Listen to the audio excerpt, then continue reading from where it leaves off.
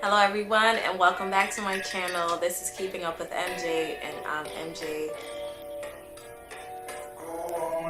Today I wanted to sit down and just have a chat with you guys and kind of reflect on my journey of being a stay-at-home mom. I've done a 1-year reflection and a 2-year reflection. I'm not fully 3 years being a stay-at-home mom yet. I would be in August.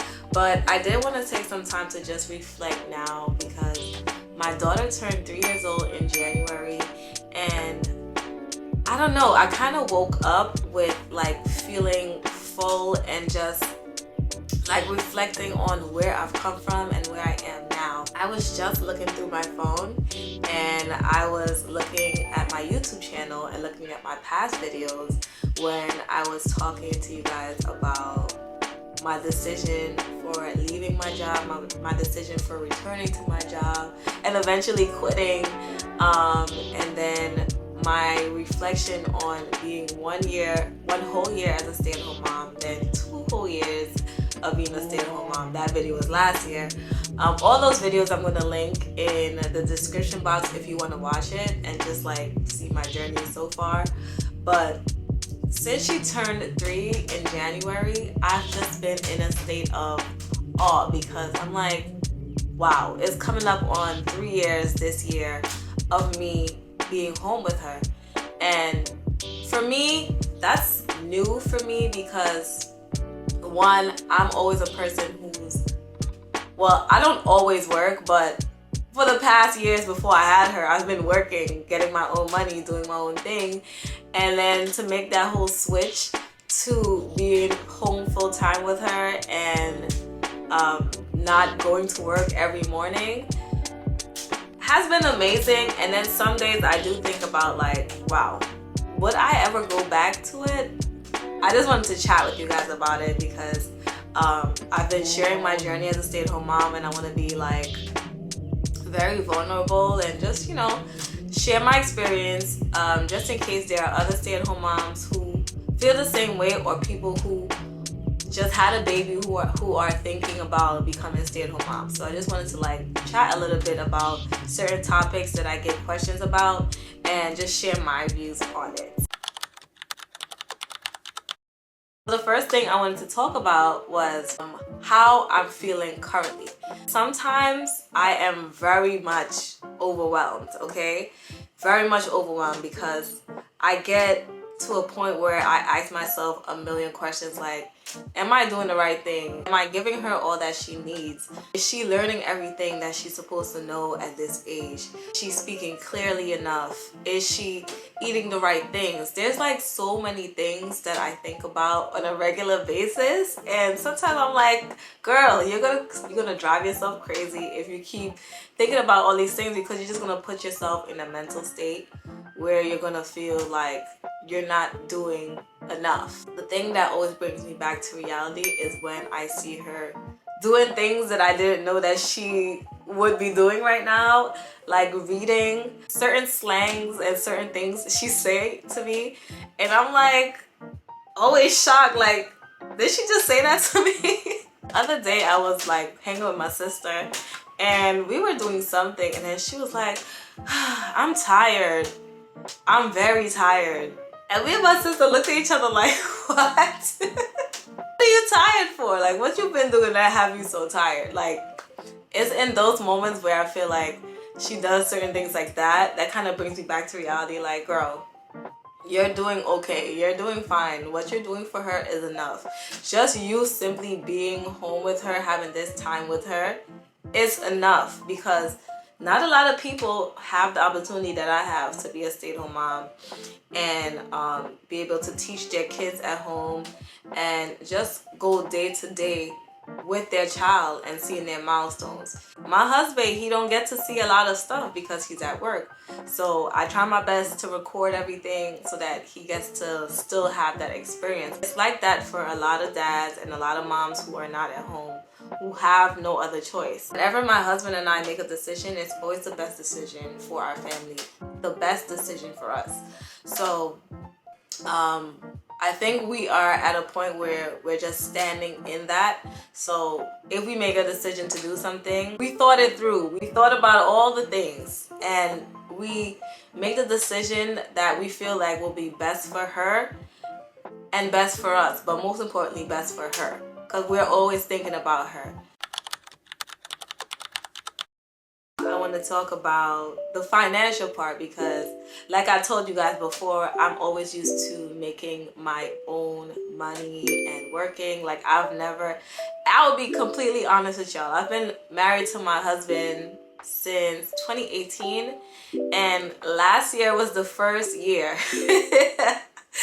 Last year was the first year that I actually asked him for money, like like to buy stuff, because I will discuss a little bit more why, the reason why. But last year, you can ask him, last year was like the first year in our marriage, like us being together, that I've actually asked him like, oh babe, can you send me this? Oh babe, can you buy this? Like, I've always been a person that I get it for myself. I think that's one of the parts in marriage where you have to be kind of open and comfortable with asking your husband for stuff and him asking you for stuff, and you guys leaning on each other, because this is what marriage is about. Like, you two are one. So his money is your money is his money. Although I knew those things, I think it's basically how I grew up. I always would just have my own stuff. Even though I know I can ask him, like, I just always have my own stuff. I just don't like asking people for anything. Not that I don't want to ask him, y'all.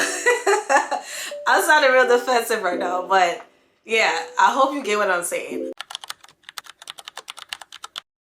The next portion of what I wanted to chat about was ways that I do make money as a stay-at-home mom. My affiliate marketing, which is affiliate links when I share stuff that I get on Amazon, my like to know it account, brand deals. If you follow me on Instagram and you see paid partnership label on any of my posts, that means I'm getting paid for the posts that I'm doing, because I'm collaborating with that brand. My social media management, when I manage accounts, ebooks, and my services. So I do services like consultations with people to help them grow their social media accounts. Yeah, so definitely follow Social with MJ, because on that page I share all like social media tips, and you can see my website with my my ebooks and all the resources that I provide. Those are the 5 ways. When I became a stay-at-home mom, I was only like working with brands and getting paid. Not sure if I had my like to know it account yet, but for sure I was getting brand deals, and I didn't have my Amazon storefront as yet. So it was that one source, and I also launched an ebook. So it was those 2 that I was still getting a sufficient amount of money from. And now I have 5 other streams. It kind of helped the situation. I just wanted to like crush the stigma of, if you're a stay-at-home mom, you're not doing anything, or you're not making your own money, you're solely dependent on your husband. And to be honest, if you're not doing anything as in any other work except the work that you're doing with your child, that's okay too. Because I remember when I first became a stay-at-home mom, my husband told me that it's fine, I don't have to do anything, I just have to focus on our daughter and like making sure that she's good, she's learning, and she's growing the right way. It was always an option for me to do whatever, but my sole thing was, you know, my daughter. For me, I wanted to still have my money for myself, like make my own money in some way, and that's why I kind of decided to do full-time as a content creator and can monetize on my social medias. I'm an active social media girl, and to make my own money in that way. Financially, I didn't make as much from everything like I did in 2022. It wasn't terrible, but it wasn't what 22 was. It kind of had me a little discouraged a little bit, and I was kind of questioning myself, like, what are you doing wrong? Like, what's happening? It took my husband to like kind of bring me back. A season for everything. Like, you're not always going to be up. There's sometimes you're going to be down, and God have you down for a reason. In those moments, just remember that you're good either way. Like, I got you either way. And something that I've been doing to like kind of boost my mood whenever like I'm feeling a little down is dressing up. And a lot of people always question me like, oh, you always dressing up, like you have so much clothes or whatever. But for me, dressing up is my happy place. Like, I dress up for my mental health. Like, I've started doing that since I would say 2022. And when I dress up for my mental health, it puts me in a better mood and it just keeps me going. I was saying, when you look good, you feel good. And for me, I take that literally. So I would say I've been multitasking terribly last year. So that's another reason why I feel 2023 was not a good year for me. Well, not as good as 2022, because I feel like I was losing the balance between what I'm doing with my daughter and what I'm doing online. That should never be an imbalanced thing. It should always be my daughter on top and the online social media stuff below. Like, it should be like this. It should never be this up here and my daughter down here. In some cases, last year I did see myself like doing more and putting more effort into social media versus putting more effort into having a stable and organized schedule for my daughter and like things that I do with her, taking her outside a lot more. Like, I wasn't doing that as much. I came into this new year, I was like, you know what, I have to do a little bit better now, because these are the years that she's learning and growing more. She's picking up more things that I'm saying. She needs more interaction, more talking. So I was like, I can't be in my phone. And that's something me and my husband struggle with a lot, because we're on social media, like, we're always with a phone in our hands. And I've been seeing her recently, like, I have two phones. I've seen her recently with this phone in her hand, even though she don't do anything crazy on the phone. She just do like this letter games. Everything she does on the phone is educational. But I've been seeing her a lot with the phone in her hand, and she's bringing me the phone to put on for her and all those things. And I don't want her to be too into the phones because she's only 3 years old, you know? And I don't want her to be a phone kid, a tablet kid. Like, I don't like that, because that takes away from their learning, their growing, their development, and them just interacting with people. This year I kind of wanted to do things a little differently, and I told myself that I'm not gonna be so solely focused on social media that I take away from the time that I'm supposed to have with her. Morning time is gonna be the best time to do like all the work with her, like the learning work, like her letters, her numbers, her sentences, and her writing. Like, she's practicing her writing now. And then towards the evening time, she can do like her play games, her coloring. She likes painting, she likes puzzles, and she likes reading. So I feel like I could like make the schedule for that, because if she was in 3K right now, which is another topic, but if she was in 3K right now, what they do there is mostly she'll be around other kids, but she will be doing a lot of play, and it's not as much work, like learning work that I would want her to do. Give you guys a look at the wall situation. I'll give you guys a glimpse of it, but I just set up her charts on the wall again. For a while I had it down because I was kind of like revamping the living room, and then we painted the walls white, other stuff. But I just put everything back on the walls, her charts, and I still have a few more things to order for her, but her learning center is coming together.